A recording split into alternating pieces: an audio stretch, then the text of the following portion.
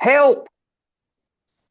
I'm a teenage girl or boy, and I've got parents who look like this, who tell me that I should be on my screen less. They say it's good for me, but I find that everything else is boring. Or maybe you're not a teenage boy or girl, and I just described you as well. Why should we reduce screen times?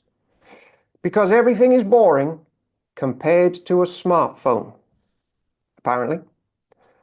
You might also be hearing that screen time is bad for my body and my mind and my soul. But the alternatives are just boring. Maybe you feel more flat in life as we head into a new year and you're starting to wonder, is my obsession with the screen something to do with my possible growing anxiety? I find conversations an effort. The internet is just more interesting than sitting around the table and answering questions from my parents like, how was your day in school today? The Xbox is just better. It just is, than those types of questions. So maybe that's you. Is it all of us? I don't know. Maybe on the back of it, you're still quite young and now you've started looking at unhelpful images and videos and you're worried, is it shaping you and how you handle future relationships? Did you used to be happier? I read someone, before I introduce the guest, called Sherry Turkle. She wrote a book called Reclaiming Conversation. And she says, because of the smartphone, we are now forever elsewhere, not present with those that we love. Perhaps I'm exaggerating. Perhaps you've already switched off because this is not describing you. But maybe also you're a Christian because this is a church channel. And you're also thinking about the spiritual side of your life and the world to come. And you're starting to feel that you are being distracted right up to the gates of heaven itself. And maybe you're wasting time that you could be spending on knowing God. But you've gone to church and it's boring and it's just like school. And you had to sit through a 45-minute lecture, which was just like your maths teacher on a Monday morning. And then you went to the prayer meeting, you gave that a go, and it was Aunt Mabel praying about her cat for 15 minutes and you fell asleep. And on and on and on and on it goes. Is there someone out there who might be able to say something interesting on this type of topic? And my guest today might just be that person. And she's big time. And it's not slipped past me that she's big time and that she's given up her time for me and us. And we're small time. So thank you very much, Elizabeth Oldfield, for joining us.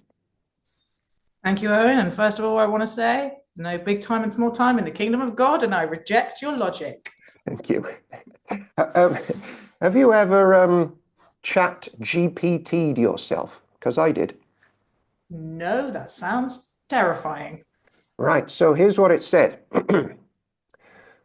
Because I do my research. You retired from romance writing in 1998. And then I did. Returned to writing in your 60s with your novel Vintage Babes, published in 2007, and then passed away in May 30th, 2010. I have very, very good skin. I don't know if you've noticed. It's all the serums. So then I said to ChatGPT, I think you might have the wrong Elizabeth Oldfield. And he corrected himself or herself. Was she? Yeah. Itself. And then it said, an experienced leader, writer, consultant, and host of the Sacred podcast, known for her work on intelligent public engagement with complex issues, author of Fully Alive, Tending to the Soul in Turbulent Times, available now. Is that the right one? Yeah. Thanks. Thanks for coming on. I think we're calling this one Elizabeth Oldfield's top reasons to reduce screen time this year, or something similar.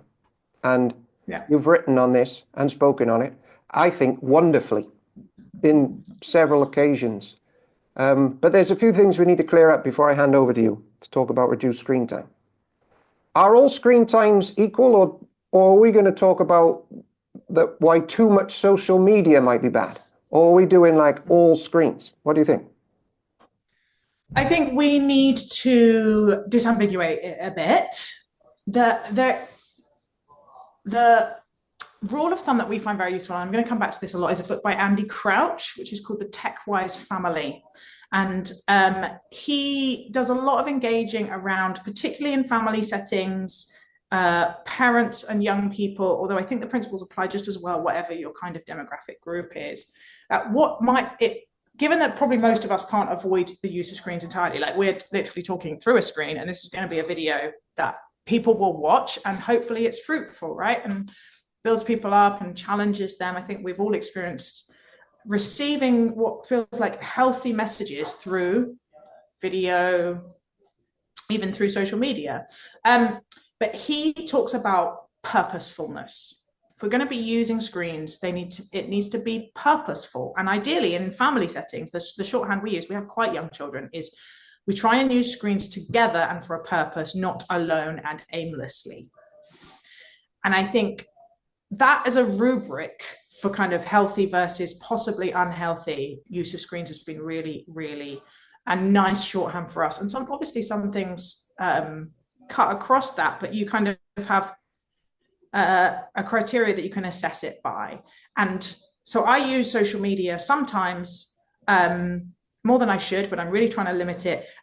But when I do, I'm trying to use it for a purpose. I'm trying to say something helpful on there, where I'm going looking for something specific. When I find myself slipping into aimless, passive scrolling, I think, oh, that's something that needs to be reduced. And then, watching a film together as a family feels like something that actually could be really enriching. So I think we need to be cautious that we are not constantly on screens in general, even if it is together and for a purpose, because we have other needs in our lives and other good things to be doing. But when we are using them, making sure they are as purposeful and ideally as collective as we can is a helpful little guide. All right, so I got a second question off the back of what you just said. Well, I had it anyway, but it suits even more now. I saw a picture recently. I think it was lots of people on a train from something like 1924. And they were all looking down at their newspapers. And then the other side of the picture was lots of people on the train in 2024. They were all looking down at their phones. Yeah. But I think that we think that looking down at the phone is worse than looking down at the newspaper. And I'm trying to unriddle, well, if they were all individually existing on the train before, why is that worse? Like, before we kick off reducing screen times, should we also reduce books if it means that we become individuals and we're not purposefully interacting with other people? Are we just against screens because of nostalgia? And when newspapers first came out, everyone was against that too, and we always just look back to something in the past of the evil generation. Incidentally, I'm currently reading Dostoevsky, The Brothers Karamazov, because people keep telling me it's good. So why do I feel good late at night in my bed when I'm reading The Brothers Karamazov, feeling good about myself, whereas I might not be feeling good about myself if I was sitting in my bed scrolling through Twitter? Is that just me, or is that an actual thing? I think everyone has to sort of figure this out for themselves. And you're right. There's always a moral panic when new forms of information technology came in. It's the same thing when magazines were launched. There was a kind of like, this will, not quite the same language because it's a different time, but similar language. This will fragment our attention. People will lose the ability to pay attention to long books because they're getting used to only reading short articles. Now I think sitting down with a really great news magazine feels like a proper intellectual workout, because you have to focus your attention. You have to finish an article, keep going all the way through. So there is a bit of kind of avoiding panic, and perhaps it might help us to go back to one of my kind of underlying obsessions, which is attention. And I think what we pay attention to is who we become. That we think, and we're particularly encouraged to think, in a sort of entertainment, leisure-based age, that attention is sort of passive, that it's something that just doesn't really matter what you're paying attention to, as long as you can snap out of it and then go do something good or go do something effective at other times. That it's kind of, it's a neutral. But my understanding, and this comes very much from the tradition of formation that has been a key part of how people think about spiritual growth throughout history. And the word formation is used most explicitly by Catholic orders, particularly the Jesuits, but Anglican theology, lots of other theologies have thought about this, that what we pay attention to changes what we become, who we become. And that's why spiritual disciplines become so important.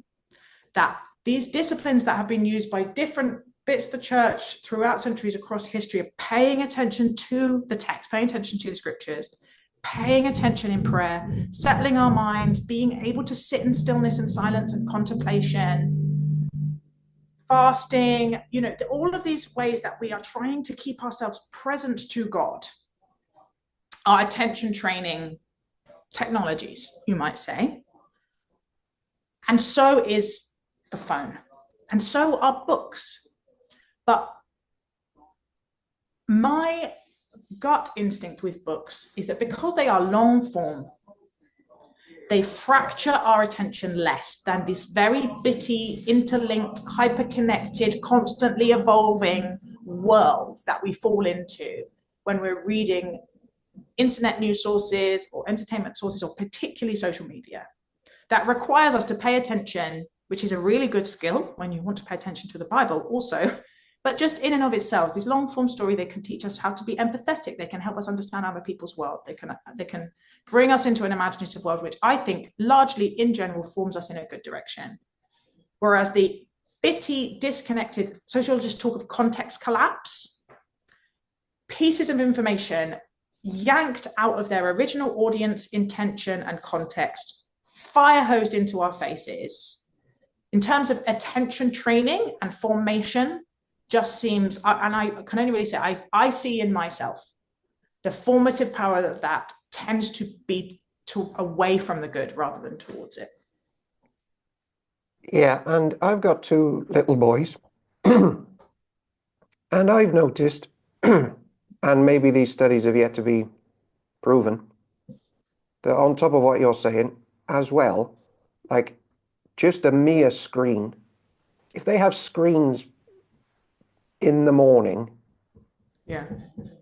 they're in a bad mood compared to if they played with Lego or read something in the morning. I don't know if that's just a physiological thing, like just forgetting the nastiness that can exist on social media.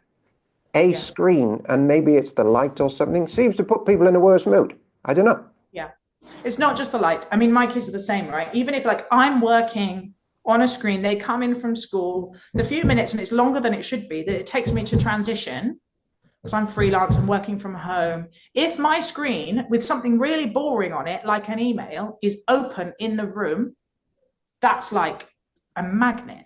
They want to see what's happening on that screen, and I can't get them to look me in the face. And I have to be like this.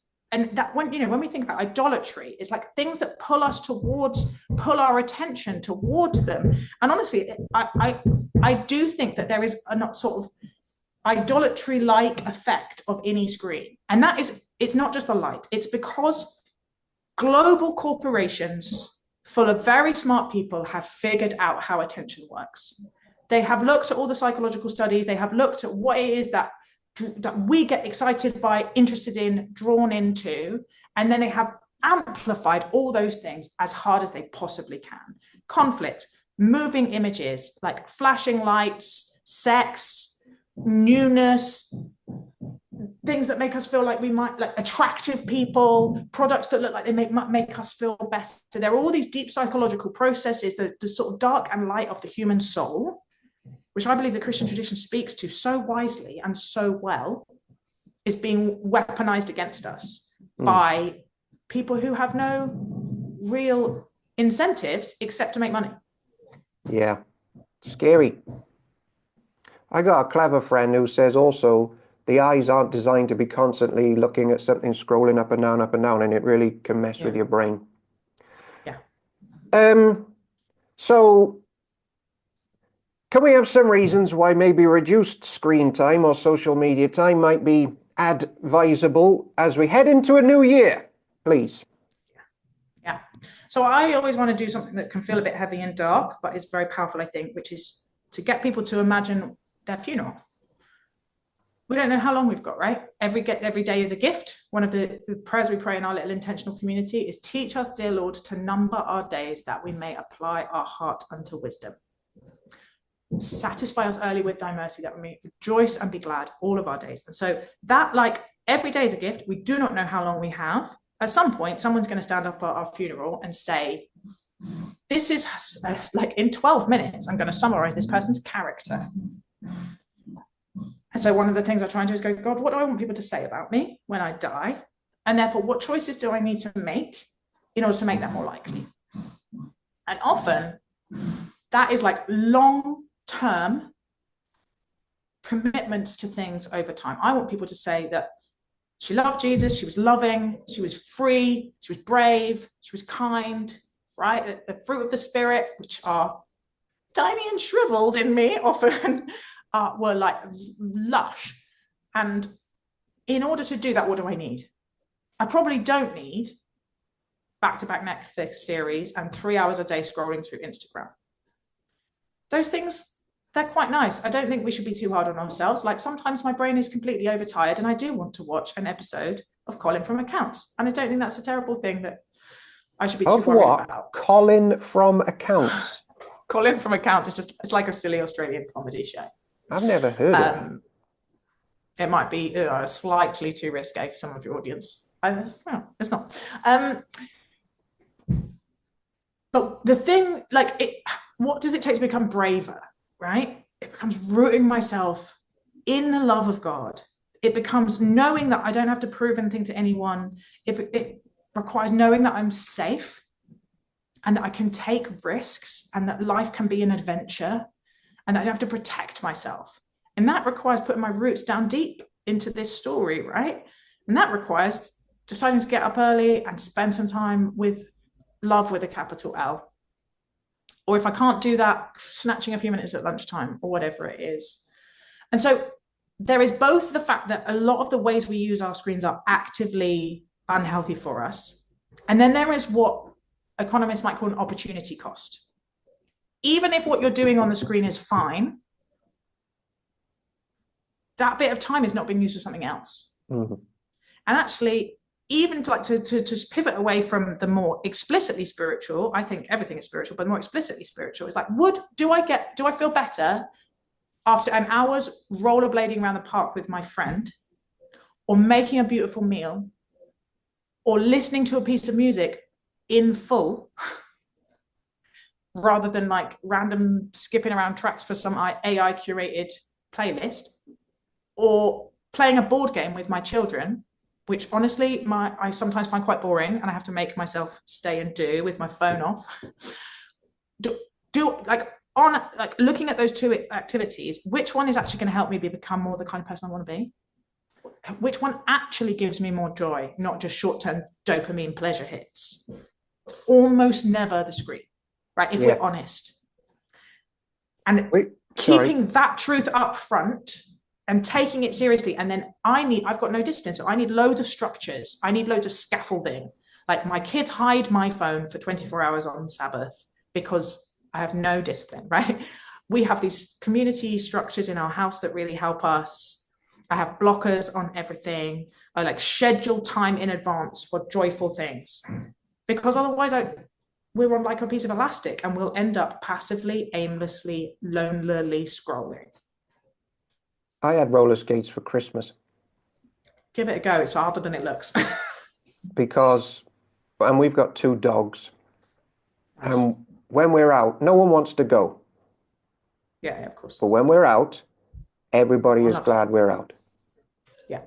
And I make them stop and realize, do you see how much better you feel now than you did when you were on the Switch? Yeah. Yeah. I read last week, or a couple of weeks ago, people do not decide their future, they decide their habits, and their habits decide their futures. So that's what you're on about with the disciplines of choosing the better way. Like, there's lots of psychological studies that could be quoted, and you could look at productivity. There's all kinds of so-called secular reasons to do this, but for me, it's about my soul. It's about who am I becoming? Am I growing in faith, hope, and love? And in the main, time on my screen doesn't seem to help me do that. Also, just who am I growing in joy? Am I growing in, am I more peaceful? Those are the things that I care about. Right, so let's end by, let's just say that someone's listening and they're a Christian, because this is a church channel, and seems likely. we believe that knowing God is what we're made for. So we digitally detox for lots of reasons, secular and spiritual. What do we do next? Like, when we pine, you wrote, when I pine for the phone, I can feel it on my skin, a tingle akin to a lover walking in the room. I've got a friend that said it took him 3 months for the physical urge of reaching for his phone to stop when he bought a dumb phone. So we go through all that. We've got the vision. What are we going to do instead? Because the young people I know, they don't like to read. But I guess a big part of the Christian faith is reading. Like, can church offer people something more than what feels just like a classroom where you're given homework to do? Because you've also said in the past, like, language can end with God, and you can have these experiences in beyond homework where there's real spiritual depth and love and joy. What are the ways to tap into those with all our free time? Any ideas? So I think this is a really kind of budget answer, but I want to be turning my attention to the story that I'm trying to live in. So I want to be reading scripture as much as possible, but not in a way that feels like I'm sort of digesting cardboard, right? So I try and, in our little household, we try and read it out loud together. We do listen to podcasts about it with our kids. It just feels like something I want to inhabit me. I want the story to be in me. I no longer see it as this kind of intellectual exercise where I'm trying to get the right answer. It's much more, how do I live into it? How do I let these metaphors and the stories and the strangeness and the spikiness and all the bits I don't understand just become part of me, let it form me. And so I do the kind of scripture before phone thing, trying to get up in the morning and read a bit of the Bible. But I would say, again, it's much easier with others. So the more you can have collective practices, the easier it is to actually do it. So we try and do morning prayer with our kids. We do various things with our little intentional Christian community that we live in. And then I would just say, make sure you're having fun. Like, the discipline of celebration, the discipline of joy is a glorious thing, right? It's one of the ways we're fully human and we're fully alive. And so rather than like wasting 45 minutes passively consuming content on the internet, have a think about what actually brings you joy. What do you need? Like, go and experience the beauty and the gift of the world. Like, look at a tree. Just make someone laugh, make something beautiful with your hands, tap into your creativity. These are the things that I think are acts of resistance against a world that wants to make us more and more like machines. And we're not machines, we're creatures, and we have so much to offer to the world and so much that we can rejoice in when we pay attention to it. And we remember how to pay attention to things that are small and slow and holy and beautiful. They can come back into focus for us if we let them. Thank you. Someone said if you got the why, you'll find out the how. It'll fall into place if you're captured by a better vision. Elizabeth Oldfield, thank you so much for joining us for this video this morning. It is no small thing, so thank you for your time. I'm really glad to have talked to you. Bye.